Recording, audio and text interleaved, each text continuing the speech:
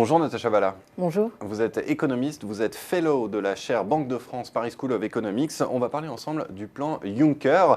Je rappelle que ce plan Juncker doit permettre d'ajouter environ 315 milliards d'euros au PIB européen sur les trois prochaines années. C'est un plan qui aujourd'hui est controversé et en fait j'ai décidé de vous inviter, après avoir lu l'une de vos citations dans un article du journal Les Échos. Vous disiez le plan Juncker fonctionne. Alors, est-ce que vous pouvez nous en dire plus? Quels sont aujourd'hui les résultats visibles?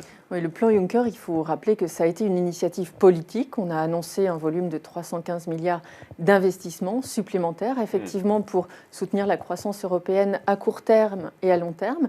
Et concrètement, on a eu un processus législatif qui a abouti à la mise en place du fonds Juncker. Il faut rappeler que le plan Juncker, il y a trois axes. Il y a un fonds qui investit. Et il y a aussi d'autres éléments qui sont plus liés à l'environnement de développement de l'investissement au niveau de l'Union européenne. Le fonds existe, il y a des banquiers qui sont actifs, qui sont en train de faire des deals et qui engrangent finalement des contrats. Donc ça, c'est vraiment en route.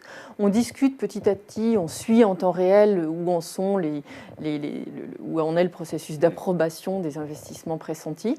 Et là, on voit que les approbations, bon an, maintenant, elles avancent. On a encore beaucoup de temps devant nous. Le plan Juncker, il est quand même assez jeune, il a peu d'existence, il a encore 1 an et demi devant lui, donc laissons-lui le temps de se dérouler. Mais il est sur des bons rails. Je reviens toujours sur cet article dans lequel vous vous exprimiez, il s'intitulait « La zone euro n'est plus menacée ». Est-ce qu'on peut dire que le plan Juncker est une cause directe de cet éloignement de la menace ? Alors, il y a une mobilisation à différents niveaux, à commencer par la mobilisation de la Banque centrale européenne. Je pense qu'il faut garder toute proportion. Ce n'est pas le plan Juncker qui va faire ou défaire la zone euro. Il faut rappeler que c'est un plan pour l'Union européenne. La zone euro, c'est un sous-ensemble.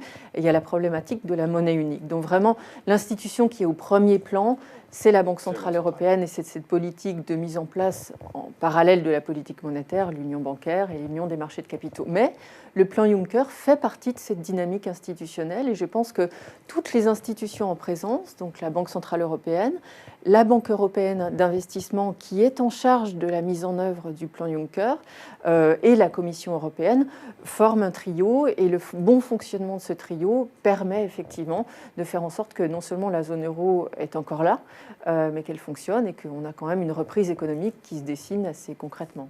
Est-ce qu'il n'aurait pas été peut-être plus judicieux de stimuler plus directement la demande intérieure à l'heure où les économies se recentrent, à l'heure où les émergents ralentissent, plutôt que d'essayer de stimuler l'investissement? C'est déjà quand même assez direct. Déjà bien. La stimulation de l'investissement, il faut rappeler que l'investissement, qu'il soit public ou privé, c'est un élément de la demande intérieure qui fait partie constitutive du calcul du PIB. Donc, si on arrive à stimuler l'investissement, ça permet de, il y a une vraie demande de soutenir. En face. Alors, la vraie question, elle est là.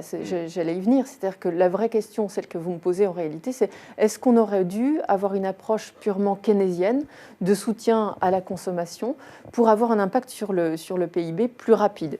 Et là, je pense que la logique de l'investissement, telle qu'elle est dessinée par le plan Juncker, mais pas seulement, elle a été identifiée de façon plus générale par des institutions comme le FMI, par le G20. Enfin, l'investissement, c'est vraiment un élément qui est au cœur des discussions de politique économique aujourd'hui.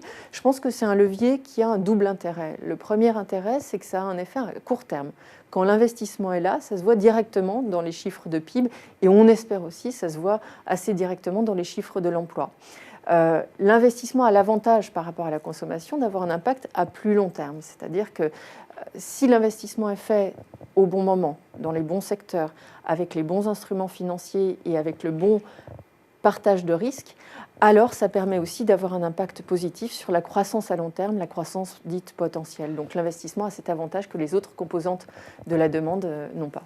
Alors il faut quand même que je vous parle de cet effet vitrine que les détracteurs du plan Juncker mettent sans arrêt en avant. Je pense par exemple à Yanis Varoufakis qui le qualifie de plaisanterie. Il a été cité dans une interview dans l'Express. Il disait « Il se fonde, ce plan Juncker, sur un raisonnement faux, pousser le secteur privé à investir grâce à une garantie de l'État. l'État. Mais le déficit de croissance ne va pas encourager les entrepreneurs. En gros, le vrai montant du plan Juncker ne dépasse pas 10 milliards d'euros.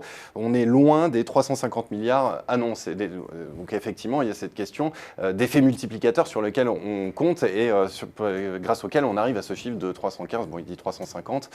Qu'est-ce que vous en pensez de cet effet vitrine? Moi, je pense que c'est une vision un petit peu réductrice. Si on avait des finances publiques aujourd'hui dans l'Union européenne, dans la zone euro en particulier, qui permettaient d'avoir un investissement à 100% par le secteur public sur des projets extraordinaires qui nous donnent de la croissance tout de suite, ça se saurait et on l'aurait fait. On sait qu'il y a un déficit d'investissement au niveau du secteur public, c'est vrai, mais aussi au niveau du secteur privé. Et ce qui est important, et je pense qu'il faut le souligner dans le contexte de ces critiques, c'est qu'on observe d'un point de vue économique une vraie complémentarité entre l'investissement public et l'investissement privé. Si vous n'avez pas de route, si vous n'avez pas d'infrastructure, de fibre optique, comment vous pourrez susciter des investissements de pointe dans le secteur privé qui soient effectivement productifs et porteurs de PIB? C'est très difficile. Donc il faut avoir cette combinaison entre le public et le privé qui soit optimale. Alors on a chacun un peu son idée, son estimation de combien il faut d'un côté et de l'autre, mais il y a effectivement aujourd'hui en Europe des zones de ce qu'on appelle des market gaps ou des défaillances de marché où les investisseurs privés n'iront pas tout seuls parce que c'est trop compliqué, parce qu'il manque des infrastructures, parce qu'il y a cette synergie-là qui ne peut pas être exploitée sans avoir en présence les deux. Je voudrais que l'on termine en évoquant le cas français, Natacha Valla. En 2015, la France, avec l'Italie et l'Espagne, a fait partie des plus gros bénéficiaires de ce plan Juncker. Comment l'expliquer? Alors, la France, c'est un cas particulier et je pense que c'est un cas d'école assez intéressant. En France, on a des institutions qui ont été mises en place depuis la crise essentiellement. Certaines préexistaient, mais on a aujourd'hui la Banque publique d'investissement, donc fait partie du groupe Caisse des dépôts qui existe depuis plusieurs centenaires, et puis le Commissariat général à l'investissement, qui est une entité assez unique, je ne suis pas sûre d'en connaître ailleurs dans la zone euro, qui permet justement d'aller, et on mentionnait ça tout à l'heure, d'aller identifier des porteurs de projets potentiels. Et ça, c'est vrai que le manque réel, il est bien là. C'est de trouver réellement des bons projets à financer. Ce n'est pas le tout d'aller dire il y a une défaillance de marché dans tel secteur. Si personne n'est là pour dire voilà ce qu'il faut faire, voilà la nature des investissements à conduire, qui doit être en présence et de quel instrument financier on a besoin, si personne n'est là pour porter le projet, c'est très compliqué, même si on a les financements. Donc en France, ce qui fonctionne très bien, c'est ça. C'est cet aspect de catalyse entre la demande, le besoin réel, le manque, et l'argent, le financement qui est en face et qu'on arrive à mettre en correspondance. Il ne faut pas oublier aussi la responsabilité des entreprises à aller faire la démarche pour récupérer des fonds. Bien sûr, la balle est aussi dans leur camp, c'est-à-dire qu'on a en France aussi, il faut le dire, qu'on a un excellent terreau en matière de capital humain, en matière d'inventivité. Il faut vraiment faire en sorte que cet aspect positif-là soit mis en synergie avec l'opportunité qu'ouvre le plan Juncker. Eh bien, merci beaucoup Natacha Valla pour ce décryptage de ce plan Juncker qui est donc sur des bons rails. Merci beaucoup. Merci.